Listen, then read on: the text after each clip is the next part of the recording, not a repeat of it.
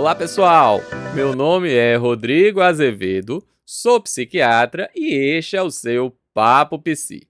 No vídeo de hoje, mais uma vez, vamos conversar sobre esse mundo belíssimo que surge quando a psiquiatria encontra o direito. Vou dar um recado logo no início do vídeo. Pessoal, o direito não está para os que dormem. Saber sobre as leis que vigoram em nosso país é um caminho mais cuidadoso, pensando no futuro, nosso e das pessoas que nos rodeiam. Copiar o recado? Então vamos para o tema de hoje.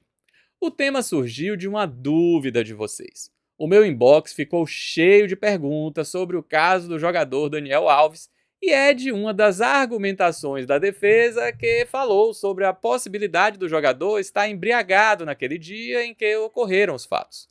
Para os que ficaram curiosos, basta dar uma busca rápida no Google sobre os últimos desdobramentos do caso Daniel Alves. Mas antes, assistam esse vídeo. Vai ajudar na construção de seu pensamento. Voltando para as perguntas do meu inbox. Lá vai, hein? A embriaguez pode tirar nossa responsabilidade quando cometemos um crime? A minha resposta para todas essas perguntas foi: vai depender de cada caso e é sobre isso que falaremos no vídeo de hoje. Antes de começar, é importante lembrar que quando eu falo da embriaguez ou do uso do álcool, lembrar que todas as outras substâncias psicoativas que possam levar a estados parecidos estarão contempladas. É que o entendimento do vídeo ficaria mais difícil se a todo momento eu lembrasse vocês disso. Pela letra da lei, o artigo 28 do Código Penal fala o seguinte: a embriaguez voluntária ou culposa do agente não exclui a culpabilidade, sendo ele responsável pelos seus atos, mesmo que, ao tempo da ação ou da omissão, era inteiramente incapaz de entender o caráter ilícito do fato ou de determinar-se de acordo com esse entendimento. Aqui é preciso olhar a letra da lei com a lupa. Ela fala da embriaguez voluntária ou culposa. Nesses casos, quem estiver nesse estado e cometer um crime será responsável. Não vai importar o quanto embriagado esteja. Para um melhor entendimento, vamos falar sobre a embriaguez voluntária. Aqui, a pessoa vai beber com a intenção de ficar embriagada. Sabe aquele amigo dos tempos da faculdade que falava frases como essa: vamos beber até cair.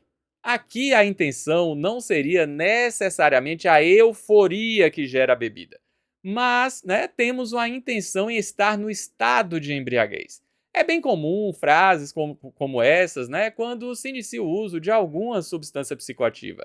É como se estivéssemos testando nossos limites. Nessa situação, caso você cometa um crime, a desculpa não pode ser "eu estava bêbado". Você vai ser responsabilizado. Eu imagino que veio na cabeça um monte de situações que vocês já viram sobre isso na televisão, cinema, literatura e na vida de vocês. Uma outra situação é a embriaguez culposa. Aqui você bebe, mas a intenção não é ficar bêbado, Sua intenção é a diversão, a euforia que o álcool pode provocar. O problema é que você não fez o cálculo direito e acaba bebendo até chegar em um estado de embriaguez. Será que você aí que está me assistindo nunca passou por isso na vida? É comum acontecer esse tipo de situação com pessoas que fazem uso de bebida destilada, como o uísque ou a cachaça. Sentir a passagem da euforia para a completa embriaguez é muito difícil nesses tipos de bebida. Mesmo sem querer, se nessa situação você ficar embriagado e cometer um crime, você será responsabilizado. Aí vocês devem estar se perguntando: mas ele não sabia o que estava fazendo, estava completamente bêbado, e eu vou seguir afirmando: ele será responsabilizado, e essa afirmação é baseada em um princípio jurídico conhecido como actio libera in causa. Este princípio entende que antes de beber, até chegar em um estado de embriaguez, ele poderia escolher entre se embriagar ou não. A responsabilidade penal dele é avaliada neste momento anterior e não depois. Vocês entenderam? Não é por estar embriagado que vai tirar ou não a responsabilidade dele. Temos de avaliar o contexto antes da embriaguez. Então é isso? Acabou o vídeo? Não, pessoal. Como falei no início, vai depender. Existem situações especiais que, de fato, quem comete crimes em estado de embriaguez não será responsabilizado. Eles serão considerados inimputáveis. Vamos para essas situações? Ainda na letra da lei, temos o seguinte trecho: é isento de pena o agente que, por embriaguez completa, proveniente de caso fortuito ou força maior, era, ao tempo da ação ou da omissão, inteiramente incapaz de entender o caráter ilícito do fato ou de determinar-se de acordo com esse entendimento. Opa! Aqui temos algumas situações onde alguém que ficou embriagado não será responsabilizado. Aqui a lei já vai olhar com outros olhos para quem praticou o crime. Então, pessoal, o que seriam essas exceções? O caso fortuito ou de força maior? Vamos lá, vamos para a primeira opção. O caso fortuito seria uma embriaguez acidental. Parece algo bem fora da realidade, não é? Pode ser incomum, mas é possível sim acontecer e eu vou falar algo que ocorreu comigo. Quando eu tinha uns 10 anos de idade, fui passar um final de semana na casa de uma tia muito querida. Ela e meu tio, na época, não tinham filhos e a casa era preparada para eles. É lógico, né? Não tinha preparo para crianças, né? Bom, estava lá na casa deles e em um determinado momento me deu uma baita sede. Fui na geladeira, vi duas garrafas de vidro parecidas, né, com um líquido que lembrava água. Enchi um copo bem generoso e bebi com gosto. Eu bebi pelo menos um grande gole de cachaça. Não gerou maiores consequências e hoje ainda é uma ótima piada nas reuniões da família, né? Vocês, né, estão entendendo onde eu quero chegar? Vamos dizer que eu estivesse ficado embriagado e cometesse um crime. Esqueçam, né, o fato que eu tinha só 10 anos, né? Seria muito injusto ser responsabilizado por esse crime. É pensando nesses casos, né, que a lei faz essa ressalva sobre o caso fortuito ou a embriaguez acidental, que é também conhecida. Bom, a embriaguez acidental eu acredito que ficou clara. E a outra situação? Quando podemos considerar a embriaguez por força maior? Aqui temos, né, uma coação para se ficar embriagado. O sujeito seria obrigado a fazer o uso do álcool contra a sua vontade. É comum se usar o exemplo de criminosos obrigando alguém a fazer uso do álcool, né, e, embriagado, o sujeito, né, praticou algum crime. Eu acho esse exemplo muito fictício, fora da realidade mesmo. Por que alguém iria fazer isso afinal? Vamos tentar um outro exemplo, tá? O que vocês acham, por exemplo, dos trotes universitários muito praticados, né, pesados, né, que eram praticados no passado em nosso país, né, há alguns anos, né? Pense que você é um calouro, nunca bebeu e tem diante de si uma roda com 10 veteranos bêbados falando que você tem de beber, que esse é o rito de passagem e se você não beber será ridicularizado. Eu consigo pensar nessa situação como uma coação, né? Você não? Bom, caso esse calouro em estado de embriaguez venha a cometer um crime, a embriaguez por força maior seria um bom argumento. Já observamos as situações onde quem chega em um estado de embriaguez e comete um crime pode ser considerado responsável ou irresponsável. E se eu falar para vocês que existem situações onde cometer um crime em estado de embriaguez pode aumentar a pena?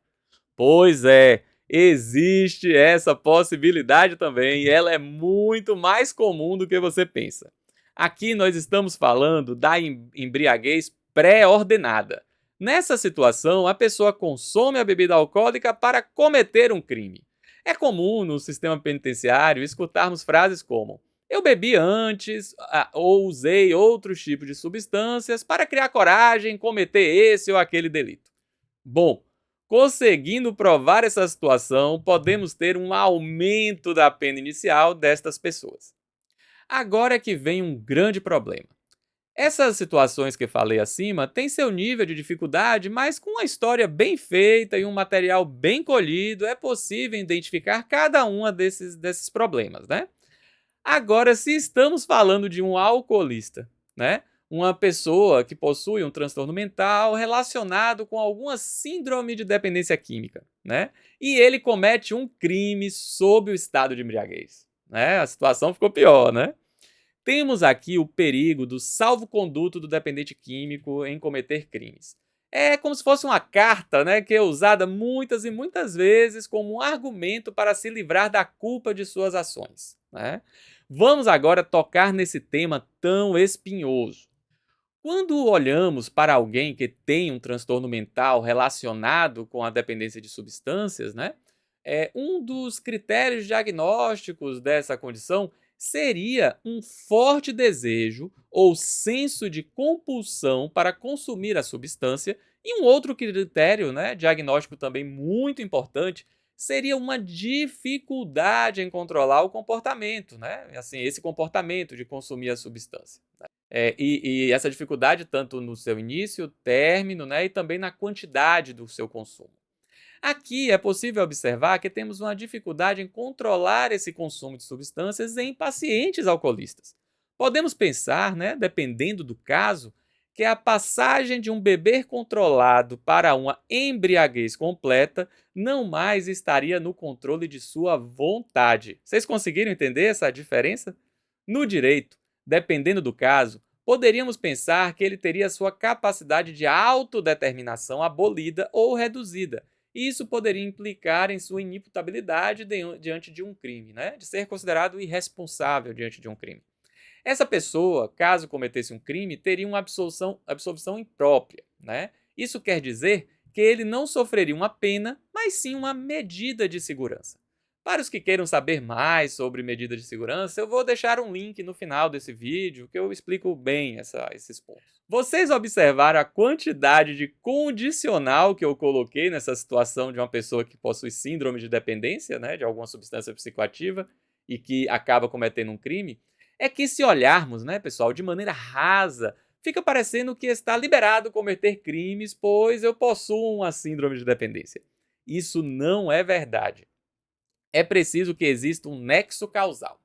Esse nexo seria a relação de uma conduta praticada por um sujeito e o resultado dessa conduta. Vou dar um exemplo.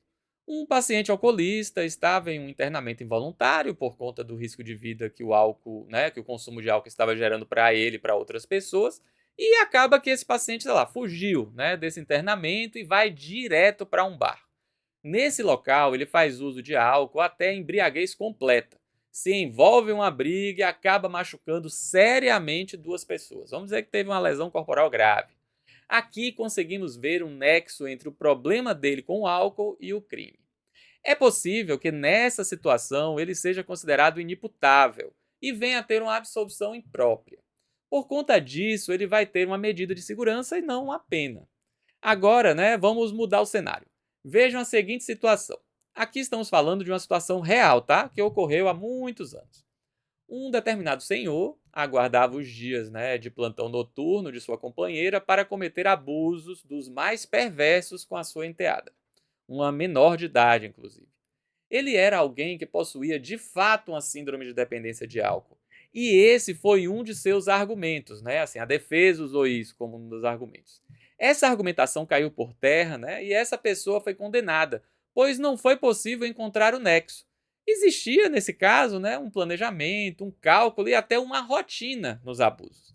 Ele esperava que a companheira fosse ao trabalho e apenas nessas noites ocorriam as situações criminosas. Vocês conseguiram entender? Quando conseguimos detectar alguma espécie de planejamento, o argumento do não conseguir controlar a vontade acaba caindo por terra. É nesse ponto que uma investigação policial bem feita e o uso da polícia científica vai nos ajudar bastante. Por exemplo, uma caracterização dessa pessoa no flagrante com a polícia científica já resolveria muitos dos nossos problemas enquanto perito. Saber como estava o estado psíquico dessa pessoa no momento do crime, ou ao menos no momento de sua prisão, já seria de grande auxílio. Pessoal, eu sei que a lei ainda fala sobre a embriaguez parcial ou completa, mas iria confundir mais ainda, né, do que ajudar nesse vídeo. Caso vocês tenham ficado curiosos em relação a esses tipos de embriaguez, basta escrever nos comentários que terei o maior prazer em fazer um novo vídeo sobre o tema.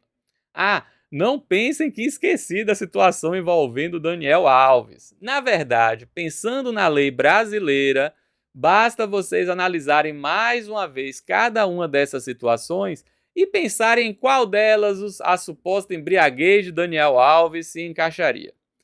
Vou deixar essa provocação para vocês. Escrevam o que acham nos comentários, vai ser um debate bem interessante.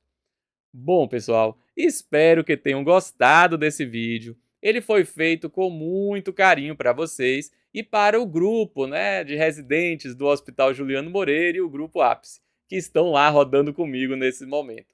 É inspirador quando observamos futuros psiquiatras com vontade de aprender coisas novas. Eu sei que posso ser um pouco chato, tá, colegas? Mas é pro bem de vocês. Um abraço para todos aqui que ficaram até o final do vídeo e até o nosso próximo Papo Psi. Tchau, pessoal. Tchau, tchau. Um forte abraço para vocês. Tchau, tchau.